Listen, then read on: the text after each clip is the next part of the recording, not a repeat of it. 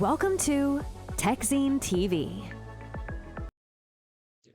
Welcome to TechZine TV. We're at Cisco Live in Amsterdam, and I'm here with Chris Gow.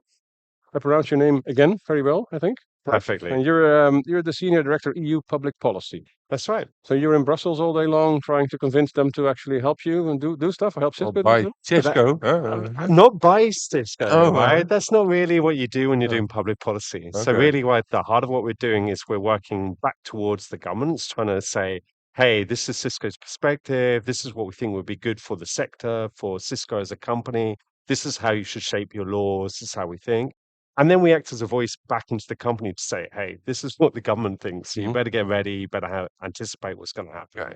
Okay. Because from a relatively outsider perspective that we have, it looks like most people, most I mean, I think most governments and also the people in Brussels don't really understand technology very well. No. What would you say is that a fair assessment, or because usually the first drafts of new acts are terrible, in my Yeah. humble opinion. Yeah, well, I'm not going to fall into that trap.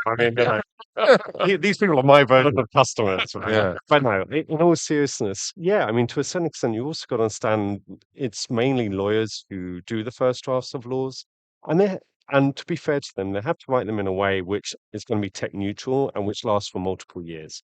So they're not tending to focus on, okay, there's this one bit of technology, this is how it works. If we're going to create rules around it, we're going to do it in this way. Yeah. They're trying to say these are the wide public values that we want to put in place, and we think they apply in technology in this way, right? So that's kind of the balance. Yeah, and at the end of the day, it's a collaboration that Yeah. you end up somewhere. Because, but sometimes I can remember one act recently where in the first three drafts, I think they wanted to make upstream open source developers responsible for the security of the code, right? Which makes no sense. That's not how open source works. Yeah. So but then a lot of people say, look, this is not how it works, and then they change it. So Correct. And of course, you got Yeah. a nice cookie wall on every side now. Uh, In the EU, which totally doesn't work. But yeah, that's basically I the mean, start of an act somewhere. I mean that did. It came out of the e-privacy directive many years ago. Yeah. Everyone think it was GDPR. It wasn't. And no, actually, the one you're talking about is the Cyber Resilience Act, and it's a good example. But I think what you're going to think is one, when they're crafting it, they have a long conversation with industry, with different Mhm. stakeholders, and try and put something on the table. Then you have the process of the legislation itself being developed. It's 18 months. Yeah. But you think you've got a lot of interest, a lot of people saying, we'd like to see this, we want this. If you do this, it's going to do that, all with their own views, all of what they want. But even after the laws are adopted, that's kind of like the first step.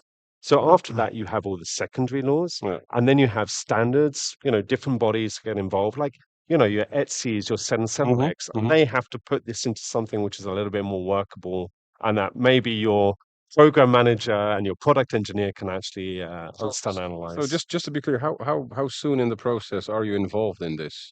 Are you from the get-go, or is Oh, it yeah. or after the first draft? Is it No, even uh, before the first draft. Even before the first draft. So, people talk about something like GDPR, right? Which was, first adopted, put on the table, 2016. Everyone has to roll it out as that's their deadline. Yeah. For us, that story goes back to about 2010, 29, right? So you had the proposal put on the table. But before that, you have consultations which happen with different stakeholders, with governments, but Yeah. also with industry.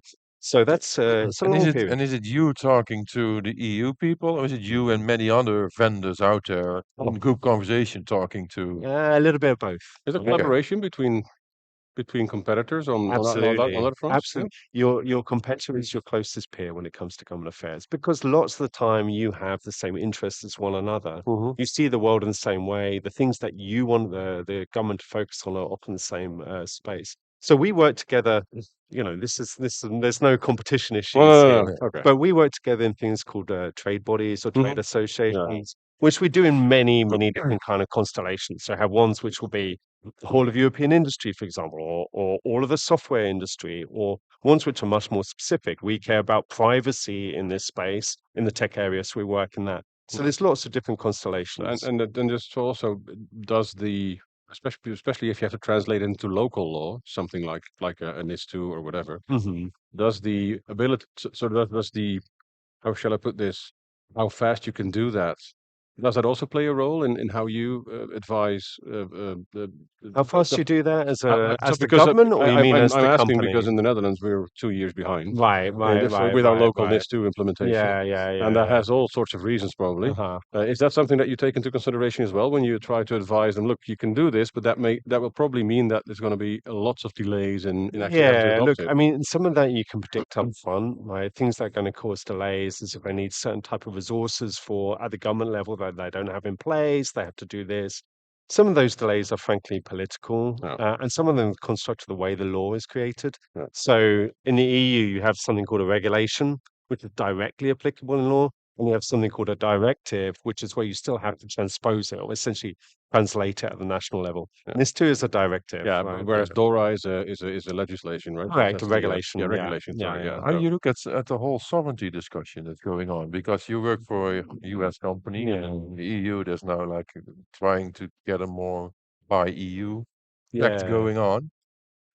So I wonder how you look at that discussion. I mean, look, it's been a conversation which has been around for really quite some time. I Hmm. remember when the Germans first called their digital department for tech sovereignty, right? Hmm. And we right now we have a commissioner for tech sovereignty in the EU, so it Yeah. comes in roundabouts.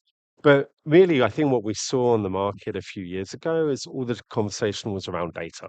yeah, So the whole conversation off the back, even frankly, you can go back to the Snowden revelations, right? Hmm. It was how do we protect our data? How do we make sure that there aren't third parties interfering with that data? yeah, What we've seen, I think, in the last year or so is that the whole conversation which happens around disruption of the yeah. service, how it works from an operational point of view, that's expanded out from a world of military to a Hmm. world where we see that Yeah, across the but board. that sometimes also feels a little bit like people looking for another argument against some services, right? So because I think the data privacy or the data security thing, data privacy thing is more or less solved to a certain extent, Hmm. wherever you want to put it, basically. Hmm. So so sometimes it feels, oh no, so we don't have that stone to throw anymore. Let's just find another one. What happens if we disrupt this? And then I don't think it's throwing a stone. I think at heart, what they're trying to do is say, hey, we want to make sure that we have control over our data and Mhm. infrastructure and that we have freedom from external interference. In what a shape or form that is, Yeah, part of that is government, part of that is not, right? yeah, So that's the way that the debate is coming out. To your point, is there undertones or protectionism that hmm exist in some of these degrees? Yeah, there can be, right? And I don't want to deny that. But you're thinking what the underlying public policy goal here is, which is to maintain that control, to be able to make sure that you can protect your crown jewels of data, your crown jewels, your infrastructure. I think we have to recognize that's a valid concern. Are What you we having talks as expect. well about sovereignty with the EU members, or? Absolutely, absolutely. So sovereignty has gone from being, I would say, fairly niche as a topic to one which is really top tier, right? Yeah, it's kind of trending now, huh? Yeah, I mean, look in November you had the Berlin summit on digital hmm sovereignty. Hmm. That was co-hosted by Chancellor Merz of Germany, President Macron of France, arguably like two of the top three most yeah, powerful Yeah. politicians in Europe, yeah, right? You had 27 leaders sign the declaration around that and say, this is basically yeah. But how we see digital sovereignty. So yeah, I think it's a top topic, and there's a whole host of different laws, policies, regulations which will come into play. no, but it's also somewhat confusing, I think, for looking at it from the outside, because I went to the AWS European Sovereign Cloud Uh-huh. launch in Berlin, Mm-hmm. and there that was endorsed by the German government. Mm-hmm. Mm-hmm. I suspect they get something in return for that endorsement, but I mean, let's not go there. Mm-hmm. But the federal minister of digital affairs of Germany was there, basically Mm-hmm. saying this is a good idea. We should do this. So do you understand I what I'm saying? understand where you're coming Mhm. from, but I think there's to understand it from a picture, it's a bit of a spectrum of offers, Yeah. right? I mean, on the one hand, you've got a global SaaS offer, right? We deliver it from everywhere. We're going to run our operations on it from anywhere. And that has some real advantages that we shouldn't knock. I mean, you have a fast Mm. innovation cycle. It's great for scale. It's great for flexibility. It's great to outsource all the operational complexity to one person, right? So, or one company. So that's fantastic. At the other end of the scale, you've got fully on-prem, fully controlled in your customer's environment. They run it, they do it, they Yeah. manage it, and they have the control. I think where a lot of people are trying to figure out are those middle offers and what they can Mhm. do, right? And perhaps what's sovereign for one player isn't sovereign Yeah, for the other.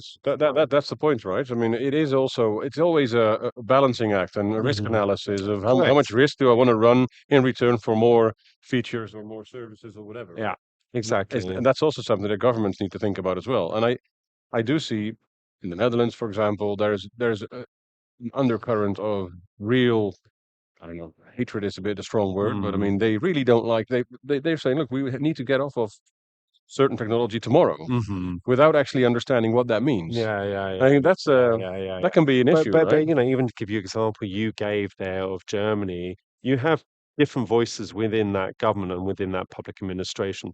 The voice of your CISO is probably going to be different from the voice of the digitization minister, and the voice of their security, the Ministry of Interior, is going to be different from the Yeah. voice of the Ministry of Yeah, Economy, and I guess right? the CFO also has an opinion when the quotes come in, right? Because some of it is just feels not very realistic, and I think we should, if you take out the emotion Yeah, out of this debate, I think we would be much better off thinking about this, right? yeah, I- yeah. Do you see difference in Europe between governments in Sure, those terms? sure. I think, you know, if you look at the history of this, it was always certain countries which lent more heavily on sovereignty. I mean, it's no surprise to say France was leading a lot of the discussions which existed Yeah. around this. Hmm. And then there were countries which actually led the other side, let's say the more open markets, freedom in the economy type of countries. Frankly, Netherlands was one of them. Now, there are external events which help change shape events, Yeah. which, Yeah. you know, brings in and puts top of mind a lot of the Yeah. political piece. And from a political point of view, what you want to say is, no, this is what matters. You go and solve it. You go and fix it, right? And that lands very different when you're talking to the technical community. Yeah, because I Um, mean, the feasibility is also very important in these aspects, right? Correct. And that's why we Yeah. talk about this being on a spectrum and being able to provide the kind of voice which exists around this rather than thinking it's all going to be this or it's all going to be that. And even within one customer, depending on the workload, the sensitive, is it mission critical, is it not, it's going to look different. Yeah. But do you believe this is only part of governments, or do you think also very large corporations are asking the sovereign questions nowadays? And of course they are. Of course they are. I mean, these two, they sit together, right? I Yeah, mean, one influences the other. yeah, because I hear a lot of talk when I talk to vendors who offer sovereign solutions. They say, Mhm. yeah, there are not many customers opting or going for signing for it. They call it, yeah, we have this big button, and when they press it, they can Sure, take all our sure. sovereign solution, but nobody's pressing the button. It's Uh-huh. Well, you know, without talking in a quiet period, I don't yeah, think that it looks exactly like that. I think you see different types of customers looking for different things and opting for different things. hmm So I don't think it's you know, it's really one we say it's like this over here or this over there. yeah, Even within, like, you know, I mean, Gordon Thompson was given an example earlier. We talked about even within the same sector within one country, you know, two very similar looking customers on paper taking very different Yeah. approaches for what they Mhm. wanted. I think the final topic I want to address is the concept of sovereignty washing to a certain extent. I Mhm, mean, mhm. that is a real risk as well, right? Uh-huh. That people starting to call stuff sovereign Correct. because it doesn't happen to be in the cloud, which, I Yeah, mean, how does that help matters, right? I mean, yeah. and then the last thing I wanted to touch on was obviously Cisco announced launched that portfolio in Mhm. September. So the critical sovereign infrastructure, I think it's called. Sovereign critical It's sovereign infrastructure. critical infrastructure. Yeah. Did you think of that? Was that your idea to actually come up with You that? know, I'm just a mouthpiece. I don't think anything, son. We scrape between the beneath the surface. There's not much No. there. Trust me. You just write these really thick reports, and then they can read it and they can make their own decisions. Well, I mean, that must be informed also by what you do, right? So you speak to governments, and Yeah. they have an appetite Absolutely. for more sovereign stuff. So Yeah. it's up to. So that's what I Yeah. meant by how do you inform the policies at Cisco in that respect? Absolutely. So I think, you know, and that's, as I said, is a combination of what comes through Yeah. from government, what comes through from customers, what we hear, how likely the BEs are ready to move. Sorry, our business entities, our business units Yeah. are ready to move towards doing things, right? Because I think you hit the nail on the head and saying this doesn't come for free, right? No. These are technically complex things to do, and it's a trade-off in the way that you do it. I think to your first part of your question on sovereignty washing, look, everyone wants to describe their own solution as meeting the needs of their customers. And to the extent that sovereignty isn't a fully defined concept today, which is not, there's not hard and fast laws which says it's going to like So this, and yeah, this. because we didn't even get into the definition of sovereignty, which is completely different wherever you go. Right? Because I mean, if you go to the Middle East, sovereignty is AI clusters in their own country. yeah. If you go to Europe, it's completely different. Well, I think right? what sits as an underlying principle for everyone is that you have a sense of autonomy in your technology, that you control it, right? And then you have freedom from external interference. But where that leads you is on very different paths. Yeah. Absolutely. All right. I have one final one. Oh. I wondered, because you talk to so many people Sure. from countries and large organizations, I wonder, how often do you need to go back to your own Cisco leadership team and ask them, what do we think on this? Or You know, that is an ongoing conversation. Honestly, if you saw this on the inside, the way the sausage is made, as it were, it's an ongoing conversation that we have. You know, I've been having conversations this week on this with various parts of our Cisco leadership. So it's a continuous stream of information going both ways. It's not that's right. crystal clear, like, oh, from a company's perspective, we probably want to move. Sure. Look, if the system is working right, that's exactly what you want to be having. But it's not the old saying that never want to see how the sausage is made. It's not ugly or it's not ugly or dirty, right? I missed that part off. It's a very pretty sausage. It's a very pretty sausage manufacturing process. Okay, well that's good. Correct. Well, thanks for joining. Thank you, Sana. Thank you, Finn. Thank you for watching TechZine TV, the channel about enterprise technology that brings you IT insights and analyses from events all around the globe. We cover everything, everywhere. Visit techzine.eu for more written in-depth articles and analysis, or keep watching techzine.tv. Don't forget to subscribe to our channels and share your favorite videos with your colleagues. We'll see you soon.